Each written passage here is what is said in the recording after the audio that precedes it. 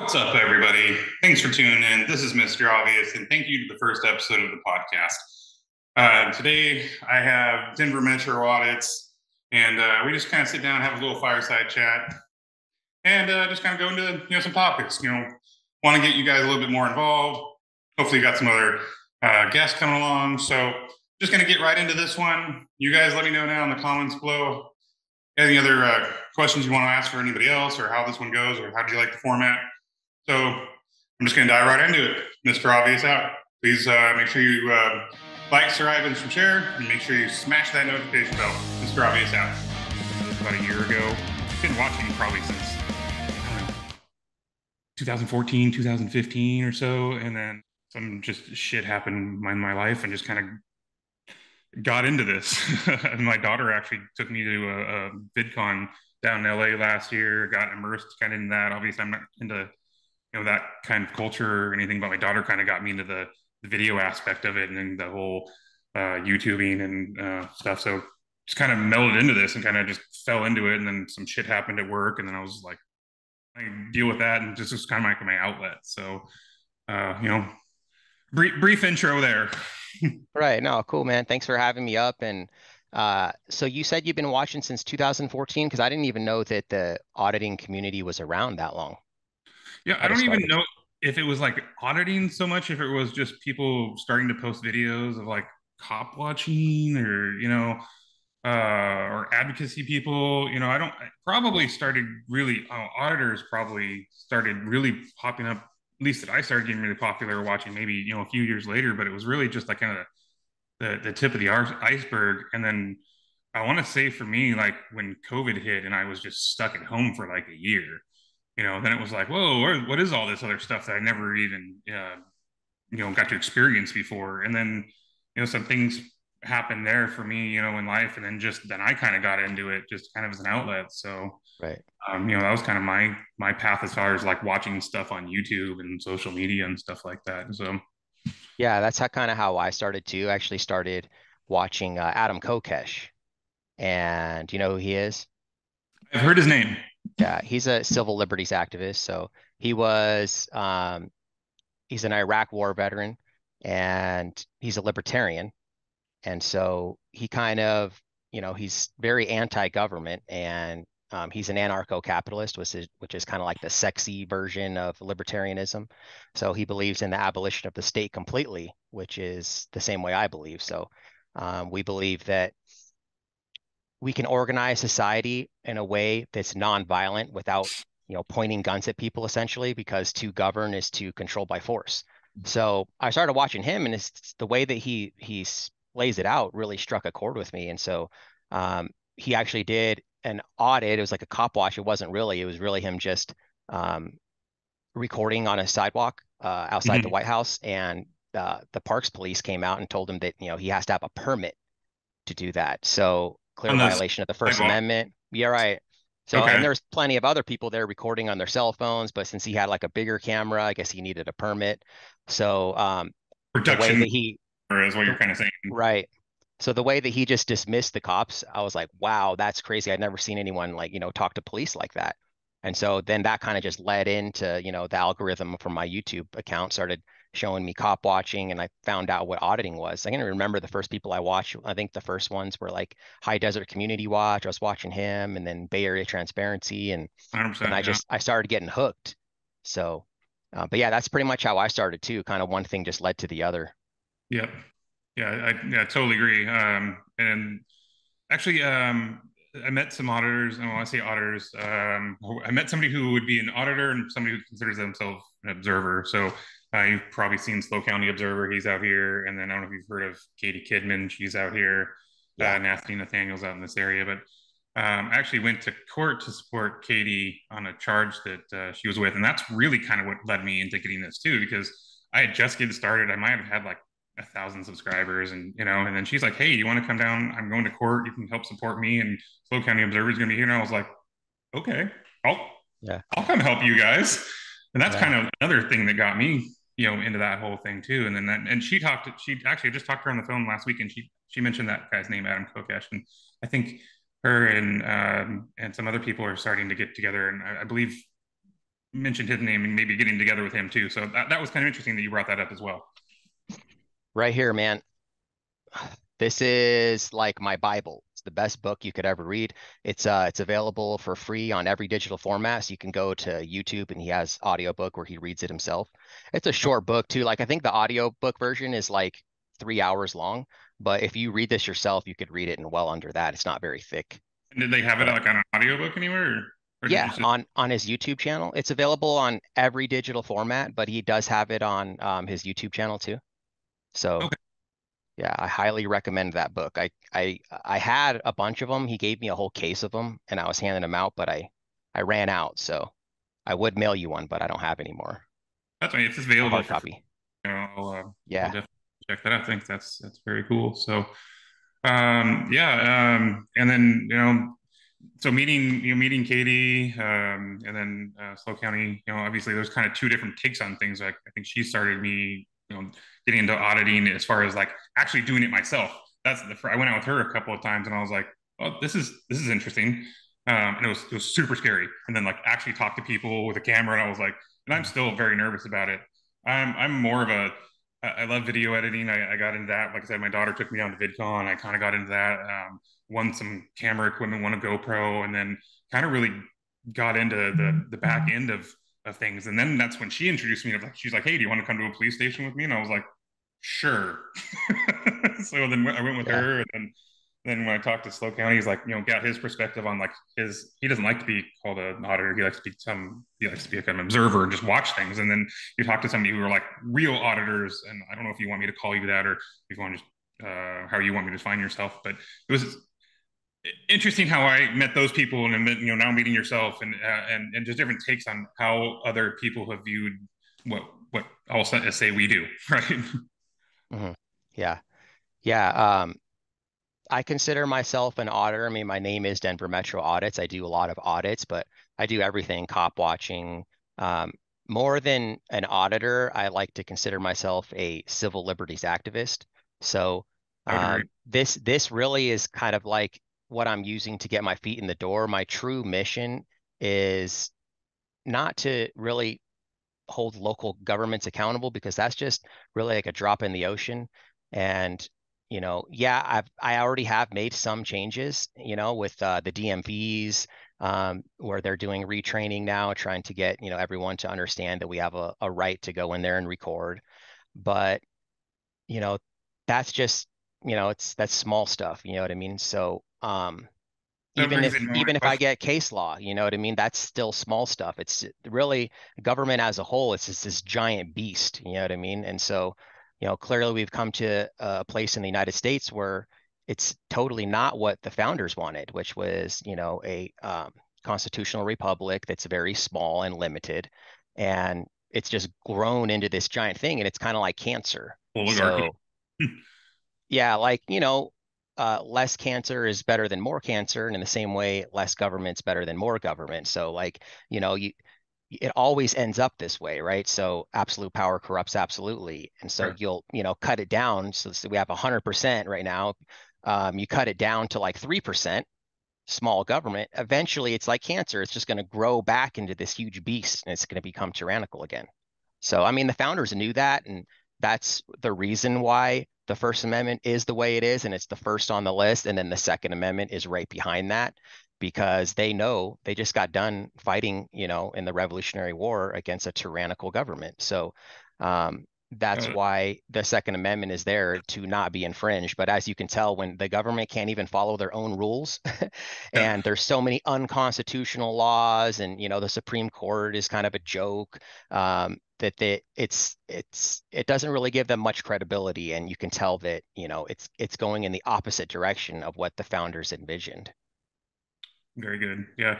And to back that up, one of my statements is always you can't have the first without the second. Yeah, that's absolutely true. I mean, you can't just give all the government all the power and all the guns, right? And then say, okay, well, we gave you all this. Now just limit yourself, okay? Make sure you don't become too crazy. So, like if every man has a God-given right to defend himself. It's not just the Constitution. Like the Constitution protects my rights, but I have natural rights. So when you were back, the human existence has been around about 100,000 years. So, back in caveman times, it was your God-given right to protect yourself. So if you had to make a spear or, yeah, have a rock and throw it at someone, we all have that right to protect ourselves. And now, if you are a felon, you can't own a gun. But here's the thing is that I don't know one single American that has not committed a felony. So there's two people. There's felons, and then there's people that didn't get caught, right? So even the most law-abiding citizens maybe sometime experimented with drugs or something like that, And so there's so many non-violent Well, just as simple as felonies out there. trafficking is across state lines, right?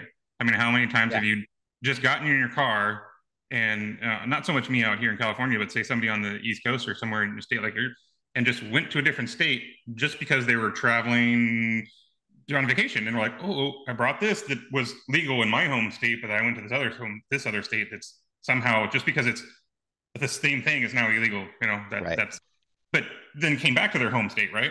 You've now committed a felony. Yep. And, like that's another thing is that, really borders are just arbitrary lines written on a map that the government said, that's a whole nother issue. But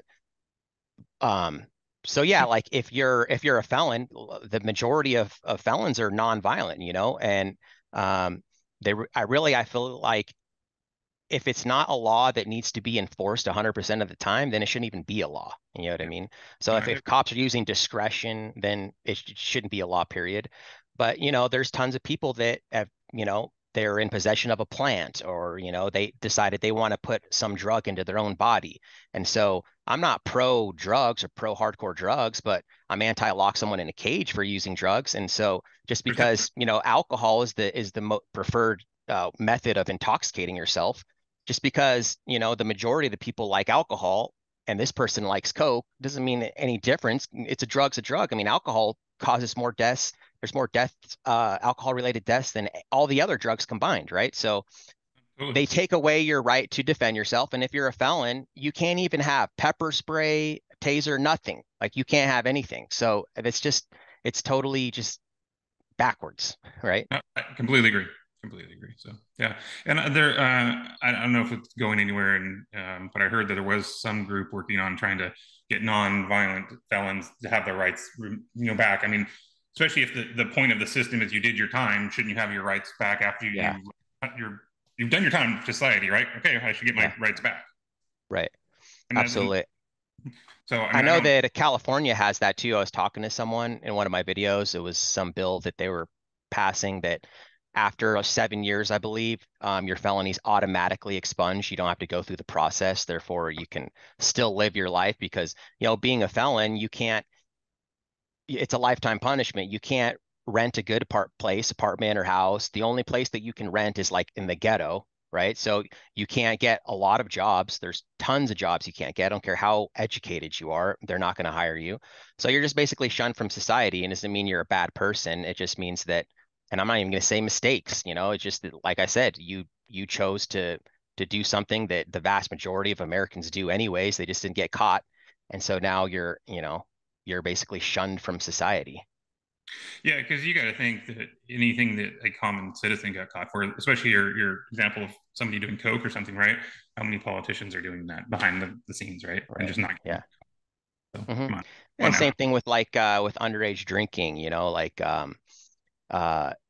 how many judges and district attorneys had a drink before they were 18 or 21, you know what I mean? So, and where did they get that alcohol from? You know what I mean? So like in Colorado, if you provide alcohol to a minor, that's a felony. It's a class 4 felony, and like there's so many countries that don't even have drinking laws, right? And so like a lot of Europe does that, and they don't actually have a drinking problem because they teach their children to drink responsibly at a young age. So 10 years old, they'll let them have a glass of wine with dinner, stuff like that. So when they go out on their own and they go to college, they're not going to parties every night and getting hammered. I mean, that's just the social dynamic of society, right? Is that if you take something away, you want to do that, you know what I mean? Because it's forbidden. So in America, they just go crazy and it's 21 years old. They should at least be 18. Like, you've probably heard the argument that at 18, you can go to war and fight for your country and die. but you can't have a beer. You know what I mean? It's ridiculous. Hmm. And I mean, even in the same regards, you talk about borders, right? You could live in Michigan or whatever, right? Drive right over to Canada and drink and then come right back. Hmm. Right. You Which is drove it, a line. it's an arbitrary line. Yeah. And the same like with private property. So if I own my home, I'm not allowed to have somebody from another country cross that arbitrary line to come to my property because they have to get through the government. You know what I mean? No. So I think that as far as like we're talking about, borders, as far as the way that the government is organized today, I think that border control is important because we're, forced to pay taxes. Taxation is violent. If and people say a taxation is not violent, well, try not paying your taxes and see what would happen to you, right? Have a Eventually, violent force and result. coercion will be used on you. So it's violent. You are forced to pay it. And in this society where we're forced to pay taxes, it doesn't do us any good when we have people that come here illegally and then they're taking up funds and resources from our tax dollars but not contributing to those.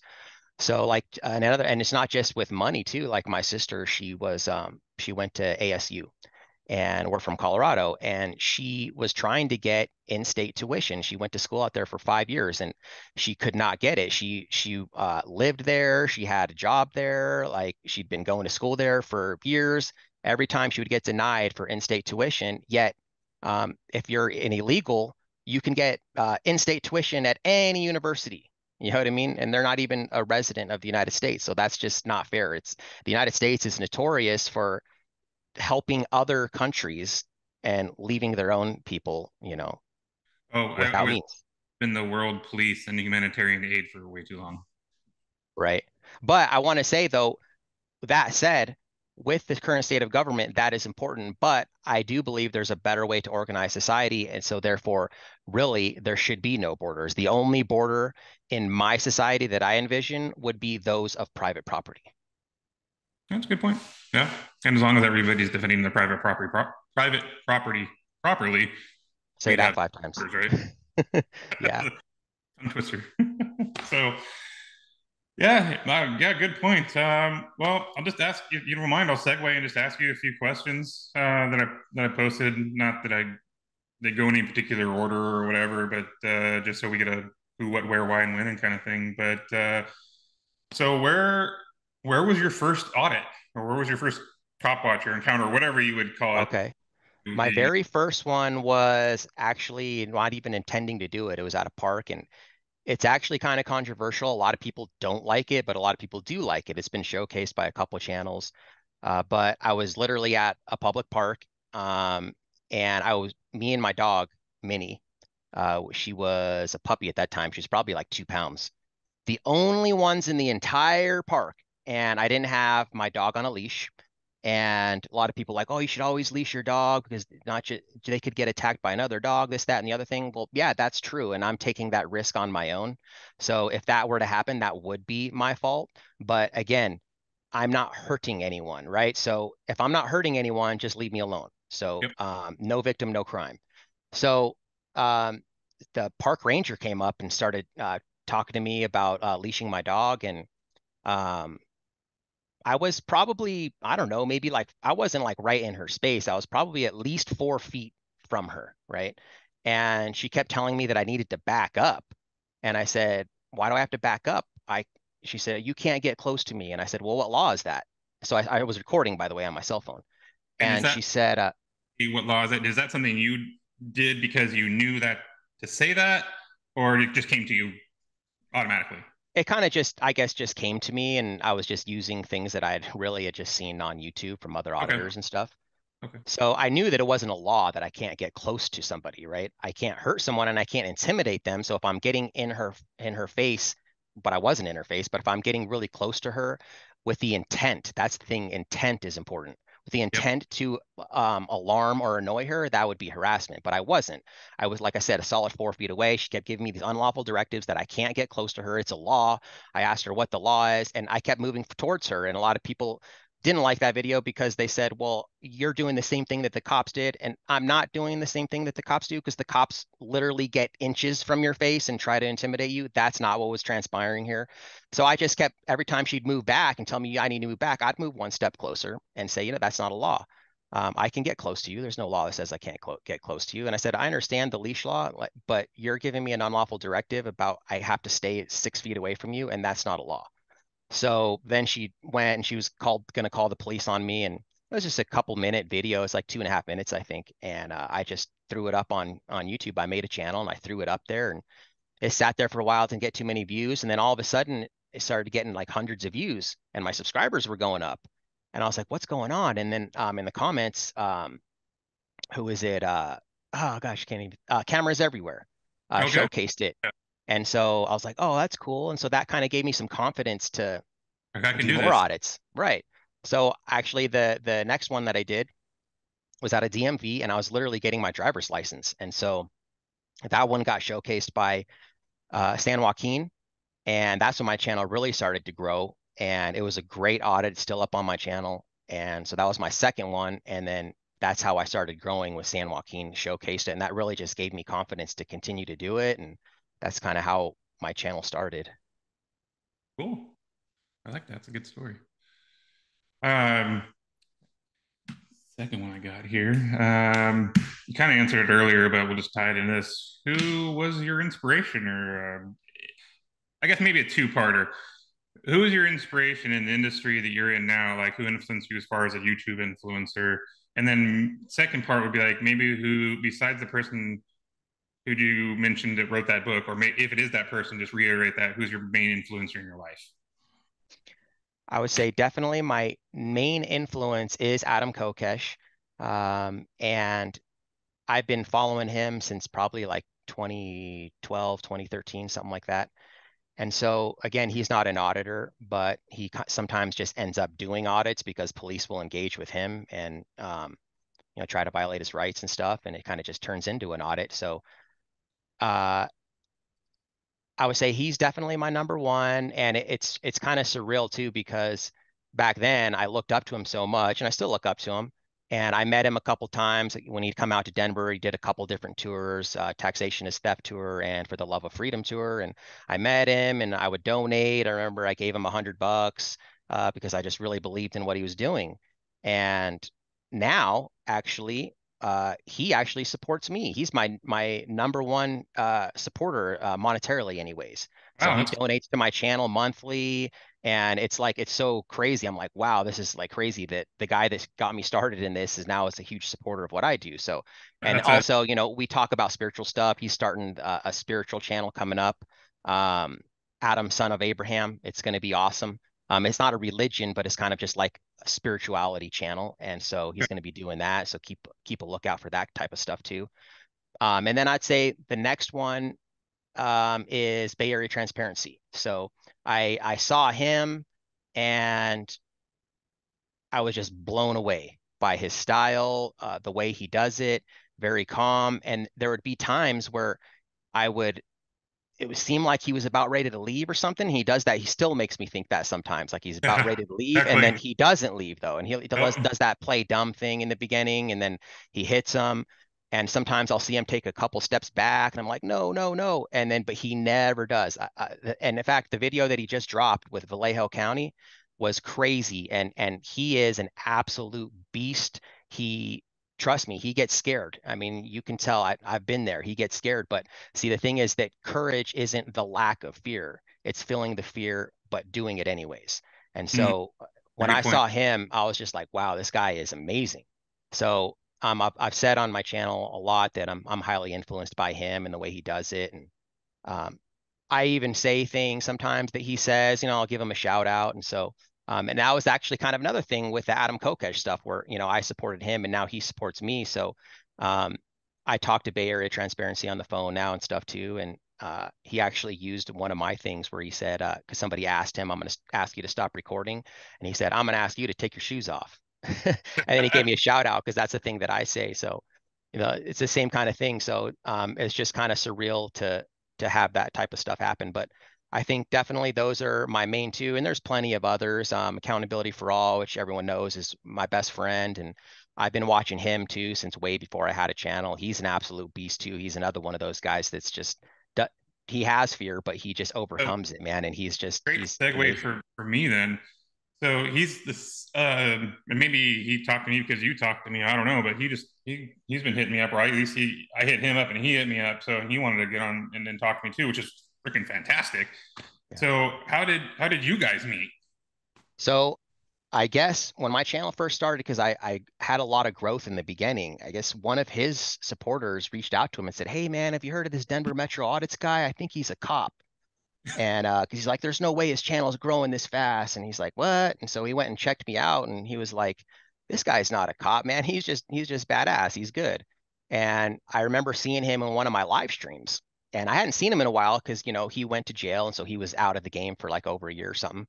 And I was like looking at it, I was like, is that the guy that I think it is that I remember watching? And sure enough, it was. And I told him on the live stream, hey man, accountability for all. Thanks for your support, man. I've been watching you a long time. And then I checked, and yeah, sure enough, it was him. So, and then I guess I kind of just met him through mutual people in the community, like Toe for Life, like the Road and Toe show.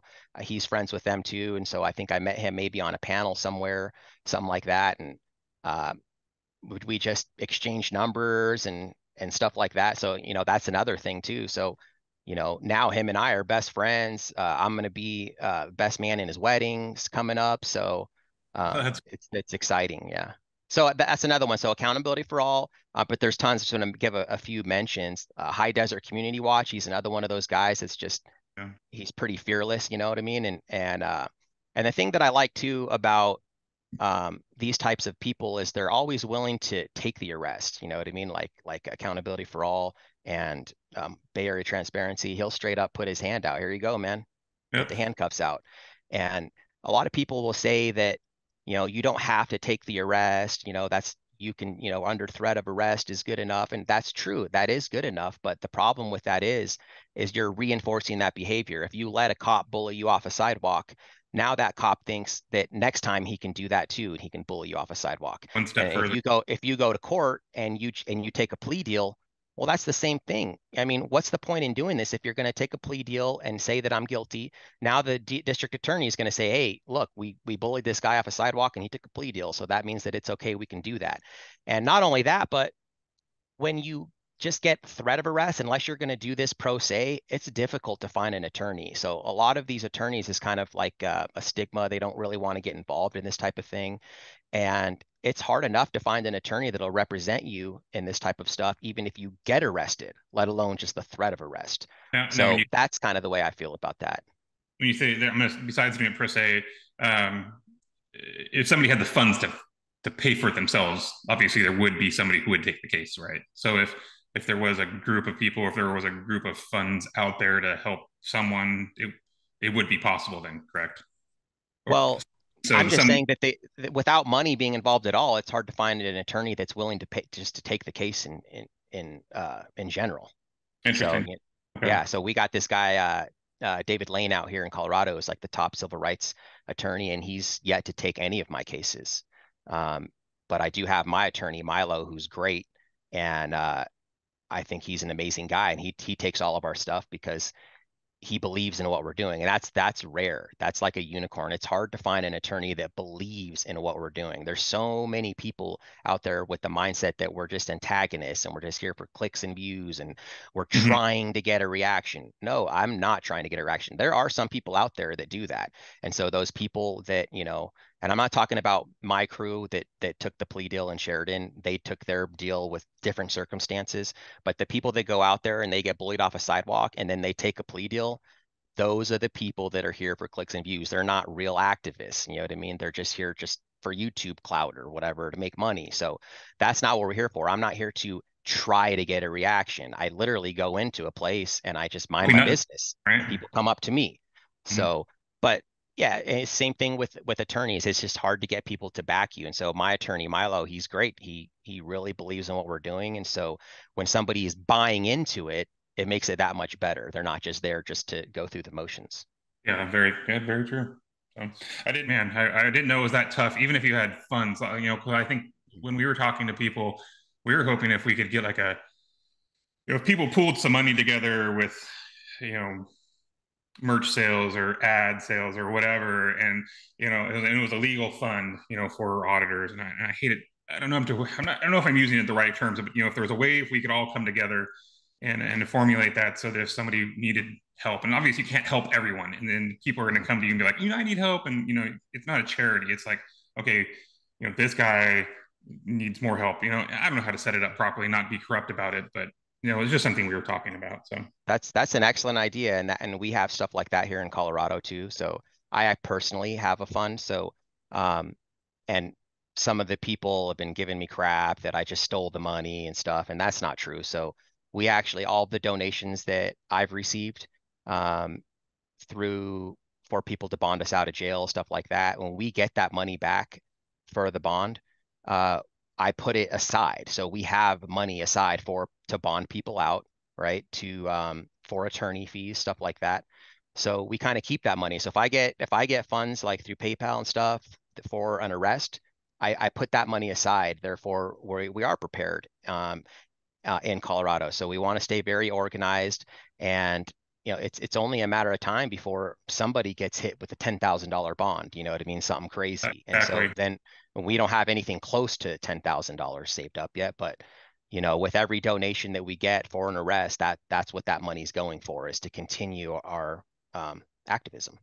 Yeah, and that's another thing that I'm, what I started obviously blew up extremely fast compared to what I thought what was going to happen, and some of it's overinflated just because of what shorts do, and I kind of fell into that niche. Just that wasn't what I meant to do. It's just kind of what happened. So I guess that's a topic for another day. But that is also something I want to do. Obviously, is I never thought about starting a business or something, or having to start a business to tax shelter things. I was like, okay, how can I give back to this? How can I start something to help others? Or I know there's people in our community that do what we do who are not, who may need assistance otherwise. Their vehicle registration, gas. I have some people in this community who are in our community who just need help getting to court, and I want to be able to help them. So that's kind of something else that I want to give back to as well. So I didn't realize that there was that kind of need out there. So that's one of my goals as well. Right. That's awesome. That's commendable. And going to meeting Katie and then going to court, just seeing how that process worked, and just being a kind of a fly on the wall to that process, and then hearing her story, and I'm taking obviously everything with a grain of salt too, because the first time I met some of these people, and but I want to give back in some way. I want to give back, however that may come to fruition. Right. And you're already giving back with doing this interview and doing the shorts and making people aware. That's like the main thing that you can do. Is you're showcasing all the other auditors and getting the message out there more. So I appreciate that. I guess if you want me to talk on that briefly, and that was, again, that's not what I intended to do. I started doing shorts of stuff that I did only because I was trying to figure out how to do video editing, and that was just kind of, it happened that way. And then I posted a couple, and then one of them just went like, took off, and then I started getting all these comments of like, hey, you didn't give this guy credit, you didn't do this X, Y, and Z, and I was like, I have to do what? Right. And I was like, okay. And then I had one auditor was like, gave me a channel strike. He's like, man, you didn't do X, Y, and Z. And I was like, shit, I wasn't trying to be. I was like, I didn't know there was rules. Right. No, I got you. And so that's cool. And like I told you in your live stream that one day, that I appreciate the way you do it. I mean, when you do a short of me, you put my name up there, Denver Metro Audits, and then you put me in the pinned comment, and that's cool. That's how I do it too. So anytime I do an audit with someone, I'll put their link in the description and the pinned comment. And I'm all about sharing my videos, to help spread the message. So I've never told anyone not to use my content and stuff like that. Like I've had people say, oh, well, they should pay you to do that. They should pay you. And I'm like, no, man, they shouldn't pay me. Like, bigger channels are showcasing smaller channels. That's helping your channel grow, Yeah, and so views. and the point, it's not right? even about, the money. You know what I mean? It's just about spreading the message is the most Exactly. important thing. Yeah, and that was my, and that is just kind of what I fell into, and then I was like, and then I started getting better at it, and then when other people like yourself were like, hey, as long as you tag me and do this and X, Y, and Z, and put me in the pin, I was like, I'm like, okay, so I'm like, am I becoming like the Weird Al Yankovic of shorts? As long as I Yeah. ask you and it's cool. Yeah. So, but I want to ask you a question real quick before I forget. What's your forearm say? We the people. That's what I thought it said. You know that I like Uh, that with the 1776 in the back um, too. And you know that AFA has that exact same tattoo, I've seen it, and I didn't even know that, so I wasn't trying to steal or anything. But right? yeah, that's cool. It's supposed to be like a Gadsden flag, but That's awesome, dude. That'll be some good combo starter for you and him when you interview him. yeah. So that's cool. Yeah, and I didn't even I don't even know how I found his channel, but then yeah, he came on a couple of live streams and talked to him. So yeah, cool. All right, just a couple more questions. We've kind of gone over a couple things already, but okay, this is kind of a good one. So it maybe expand on it, but why do you keep doing what you're doing? I keep doing what I'm doing because I believe in it. You know what I mean? I see the state of the United States today and I see the corruption and I want to change something. I want to get case law in my name. I want to say that I actually did something to help more people be more free. That's the really motivating factor in it.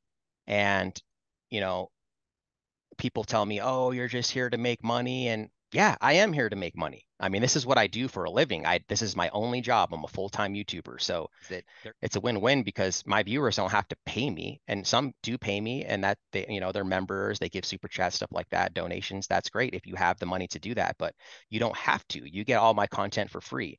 And everyone wins because then the advertisers win, they get to put their stuff up there, and then I win because I get paid. Nobody has to, they win because they don't have to pay all that, right? YouTube gets paid.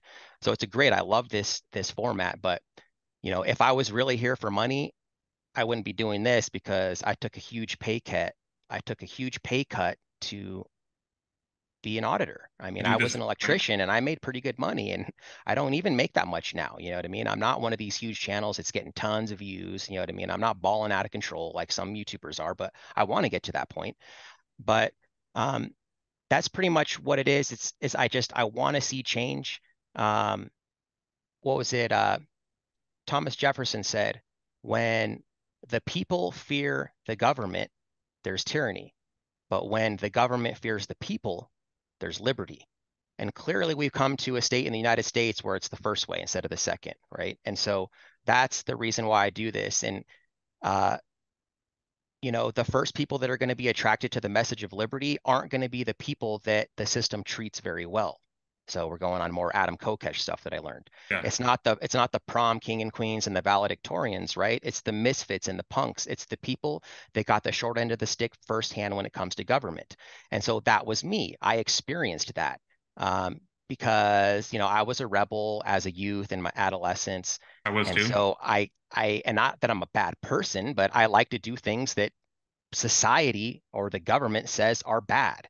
I don't think they're bad, but I got in trouble with the law and I kind of experienced that. And when I was a kid the same way. I thought, the cops are the good guys and government's here to protect you and stuff like that. And after experiencing it, you kind of realize that that's not the way that it is. And law enforcement is a business, and that's why there's all these laws where they can just steal money from you. And just the way that cops treat you. And even my mom realized this too when I had some interaction with police, and I was actually at the hospital, and the police came in, and they were taking me to jail from the hospital. This whole crazy episode, and the police officer was a woman in Littleton Police Department, and she was so rude and condescending and arrogant. And my mom was just like, "Whoa, why is she like this?" And that's when it struck a chord with my mom too. And she's like, wow, there are, these police officers are just on one, man. And so um, that's pretty much why. It's just from experiencing that myself and the corruption is what makes me want to continue to do this. And as I've been doing this, I'm realizing even more corruption. You know what I mean? So the Onion, right? vast majority of my complaints on officers either A, they don't even respond to me and they just completely ignore me, or B, they did their investigation and no wrongdoing. There are occasional where they say that it was confirmed, that they accept that and stuff like that, but mostly not. They're lawless. They won't give you the public records, or they'll charge you a crazy, ridiculous amount of money for public records, claiming that it's going to take them all these hours when the document already exists. You know what I mean? They just have to print it up. So seeing all the corruption as I'm doing this, it's just like a huge rabbit hole.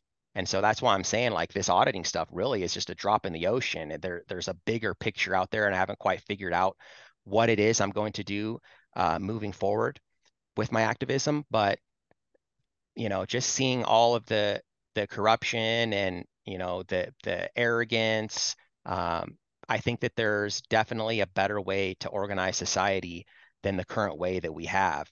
And if you look at like Lackluster, James Freeman, these guys are anarcho-capitalists. They believe in the abolition of the state completely. And on one of the videos that Lackluster showcased of mine, it's the Terry DiGilio video, he explains why we'd be better off with private police. And so I suggest everyone go watch that video. And the reason he said that is because literally Terry DiGilio was sitting there assaulting and harassing me for like 20 minutes straight while the cops just sat there and let it happen because I was, recording them because I had a camera. So they just let this guy break the law over and over and over. So the current state of police, they don't protect you anyways. And that's the thing. People also think that, police prevent crime somehow. Police don't prevent crime. I mean, murder is already illegal. You know what I mean? Like, for me personally, the reason why I don't murder someone isn't because it's illegal. It's because I have a conscience, right? I know that it's wrong. I'm not going to do that. So, that's the thing. They don't prevent the crime. They show up afterwards and they write some reports, and maybe they find the guy, maybe they don't, maybe there's justice, maybe there isn't. But the fact of the matter is they don't prevent the crime. So, well, people will say, well, how do you, not everyone can afford private police. Well, here's the thing. If you got to keep 100% of your paycheck, how much money do you think you would have extra? And so most Americans pay 50% of their income to the government. And people tell me all the time, oh, no, that's wrong. People don't pay that much. And actually, they do pay that much. So not just in taxes. So maybe you pay 20, 30% income tax, right? But you have more taxes, sales tax. I mean, money is taxed over and over. The same money is over and over and over taxed, right? But it's not just taxes. It's like, that speeding ticket you got, or you got to pay for permission to drive your vehicle in the form of vehicle registration, right? If you got a fishing license, any licenses or permits that you've acquired to work on your own home, getting permission to do all these things, that stuff adds up. And if you figure it out, it's about 40 to 50%. So imagine you got to keep all of that. How much more money would you have? You know what I mean? Like, people say, oh, well, I need my Medicaid, so I can't work too many hours because, that government provides, they provide, good services because not everyone can afford health insurance. Well, that's true, but, government does that on purpose because they want you to stay dependent upon them. So if you got to keep all your money and because I mean, as free Americans, right? I own myself. So if I own myself, that means I own the fruits of my labor. So when they take it via taxation, it's theft because I'm not voluntarily giving it to them. They're forcing me to take it from me. So either one of two things happens. Either A, I own myself and they're stealing it from me, or B, I'm a slave. Okay. Well, and I'll just play devil's advocate for half a second, but let's say that they do take your taxes, which they already do, and then you got something back for it. So I'm saying like right now I get taxed, but I don't get any other protections than anybody else does. I don't. The homeless guy gets. I mean, sometimes almost homeless people. I'm just using this example, obviously, might get better protection as a non-taxpayer than me as a taxpayer would. Yeah. I don't get any added benefits by paying my taxes. And then, like you said, if I don't pay my taxes, then armed guards are going to come to my house and take me away. Mm-hmm. Then I become a ward of the state, right? So right. And that's the thing is, like, the middle class gets the short end of the stick on it every time because, just like with minimum wage stuff. So minimum wage in itself is completely immoral. So there's using force and coercion on peaceful people. The free market can handle all this stuff. Yep. So it's up to you as an employee to know your worth, to have a skill, and to be able to negotiate your value with the company. So to force somebody to pay you so much money is immoral. And when they raise minimum wage all the time, the middle class people don't get a raise, right? So what happens is it doesn't ever work. It works for maybe a little while, and then when you're you have to pay your low skilled employees $15 an hour, to run a cash register. Well, man, that's a lot of money, and they have to make a profit, right? That's why people are in business, is to make a profit. So if you can't make a profit, then they're just going to have to raise their prices. So then when the prices get raised, it's back to the same. If it was $7 an hour, but now, a burger costs $10 instead of $5, it's the same thing. There's no benefit. All it does is hurt everyone else. That's why the middle class is shrinking so low. People actually think that the middle class still is a good portion of it. The vast majority of the people in this country are below the poverty line.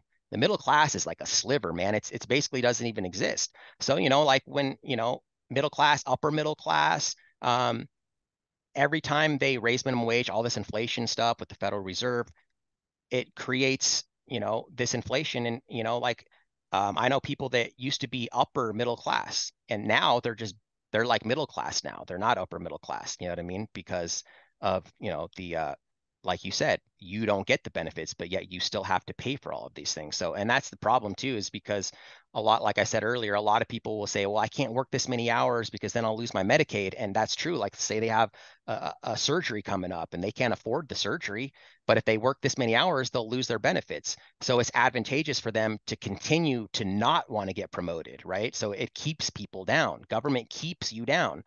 So if they did stuff with like Medicaid or food stamps, maybe like my idea for it now, at least with the current state that we have, I'm going to have theft on me, is that instead of just you make a certain amount of money and you cut someone off Medicaid, well, how about, hey, I got this promotion, I'm bettering my life now, so I'm making a little bit more money. So maybe now instead of, a $2 copay, maybe now it's a $15 copay. You know what I mean? Or maybe instead of my medication being free, I pay, $5 for my medication instead of, zero.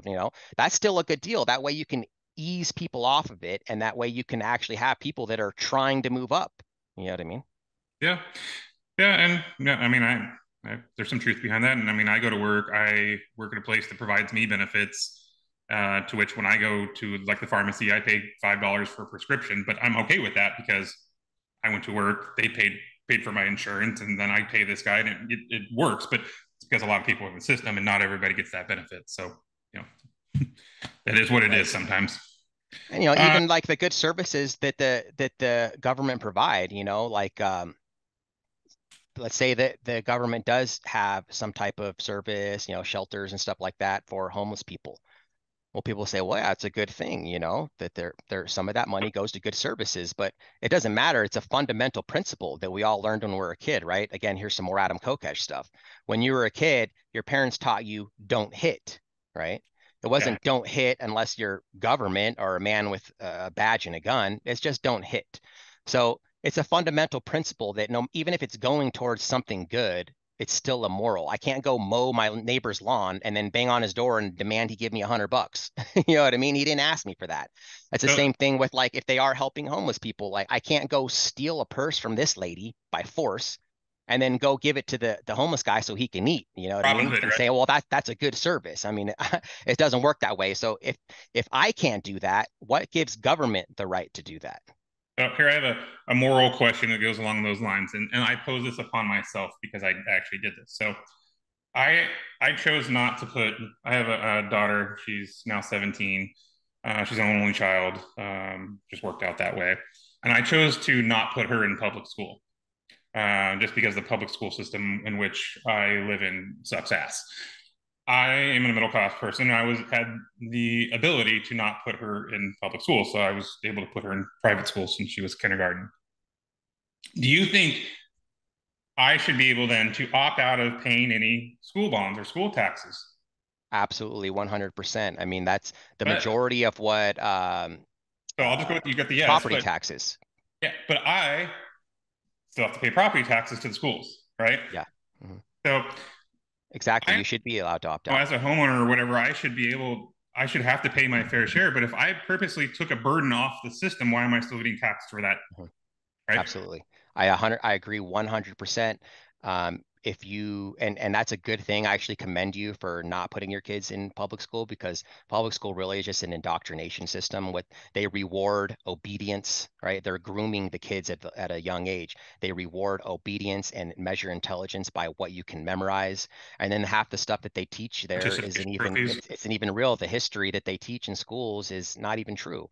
So, number one, good for you for doing that. And yeah, number two, you shouldn't have to pay. And again, I take it even a step further. I don't think anyone should have to pay, but if you aren't using the public school system, absolutely, you shouldn't have to pay. Oh, I know. I have that question when people, talk to me in debates somehow, and the same kind of question that I'm like, I do as much as I can, and here's my little small part. So, just a couple more, and then we can bullshit after that. Okay. What do you think of the term frauditor? I think that there's no objective view of reality. Okay. So reality is what you perceive it to be. So actually, Tim Leary, who did a whole bunch of LSD, I think he was the one that came up with this formula. I could be wrong, that A plus B plus C equals rainbow. And so A being the moisture in the air, B being the atmosphere, and C being a set of eyes to visualize it, right?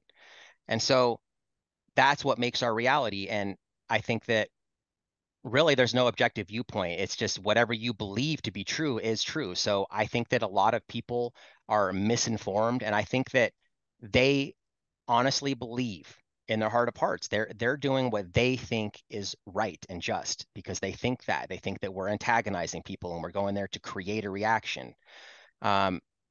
So I just think that they're misinformed, and that's the thing, is you can't convince somebody by using force and coercion. I'm totally against force and coercion. So like Ron Paul says, that voluntarism is always more effective than force and coercion. So we have to be able to somehow convince them of our view. So it's not there to create a reaction. I would be happy if they just left me alone the entire time and I went out of business. And all it takes is some education, because I've actually done Douglas County, government building after government building, and they're always nice, never had any problems so far. So I know that they're doing training. That's all it takes. And if don't be mad at us, be mad at the government. They're not training their employees. I mean, that's pretty much what I think about that word. I think that people are just misinformed, and they, in their hearts, believe that they're doing what's right. It's just that they don't understand. And I wish that more people would come to the conclusion that holding your government accountable isn't a bad thing, right? It's what the founders envisioned. In fact, rebelling and questioning authority is the most American thing you can do. That's what the founders did, right? If they didn't do that, we wouldn't even be a country. So these people that want you to just obey, just listen to what the cops say, just obey and everything will be okay. Well, just obey and everything will be okay. That's what you tell hostages, right? Yep. That's not what you tell free Americans. So is that we want people to buy in. You know what I mean? We don't want people to just go through the motions. And a lot of times people will be, they're like a wolf in sheep's clothing. And I had this happen to me one time with me and Sweet Tea. We went to go renew her gun permit, and we went in there separately, pretending like we weren't together, and she wasn't even recording. And so we're doing our little thing, and I had to go to the restroom, so I left my camera set up there. It was on the tripod, and while I was in the restroom, she went up into the camera and started like making all these funny faces and stuff like that. And the lady behind the glass was like, "Yeah, yeah, right on," because she thought that Sweet Tea was against me, right? Oh, really? Yeah. But then when I went to talk to the lady, she's super nice and all that, but like really she can't stand it, and you can kind of tell. And I can't force people to like me. At least if they're going to play the dog and pony show, that's fine. You don't have to agree with what we're doing, but we want people to agree with what we're doing. You know what I mean? We don't want it to be like, oh, well, the First Amendment auditors are here, so let's, be on our best behavior. That should just come natural. You know what I mean? Yeah, People should want to be free. exactly. So another point to that is I got all these requests to go do the local, I'm not even say local, it's one of the biggest DMV, sorry, Caltrans offices. So that's our local freeway maintenance people who suck ass, take our money and don't do shit. They're like, you got to go there. Those people they won't even let you in. I was like, all right. I spent 2 hours there, nothing. And so I made a video and highlighted, like, hey guys, look, these people do respect you coming in. They're not trying to be dicks. And then I got more crap about that, like, see, you guys didn't even go and instigate. I'm like, I'm not trying to go instigate. I'm just Right. trying to highlight that they're doing the right Yeah. thing, right? And see, I think it's just the mindset. And I think it's the propaganda and, like I say, the indoctrination system, right? Like we talked about public schools. They teach you that obedience is rewarded. So that's what they want you to do because and there's a reason too why they stopped teaching civics. It's because they don't want people to know their rights. Because if you know your rights, then you Yeah, might bigger. exercise them, right? And they want to keep all the power for themselves and we not have any. It's the same reason why the police, they don't have to know the Constitution when they swear an oath to it. Same with the military. They swear an oath to the Constitution, yet they don't even know the Bill of Rights. You know what I mean? So if they actually taught the Constitution, first of all, if you swear an oath to defend something, you should absolutely know it inside and out. But if they actually taught the police what the Constitution is, that's not good for them because then people will stop enforcing unconstitutional laws. You know what I mean? So I Wait, think that essentially it's just the lack of education. It's the dumb down of society. It's the propaganda's working and it's unfortunate. cool. What advice would you give to any up and coming new auditors, observers, cop watchers, whatever you want to call it? I would say get out there and record and push yourself to what you're comfortable with. So, if you're not comfortable getting too close, why don't you just stand, as far away as it takes for you to be comfortable.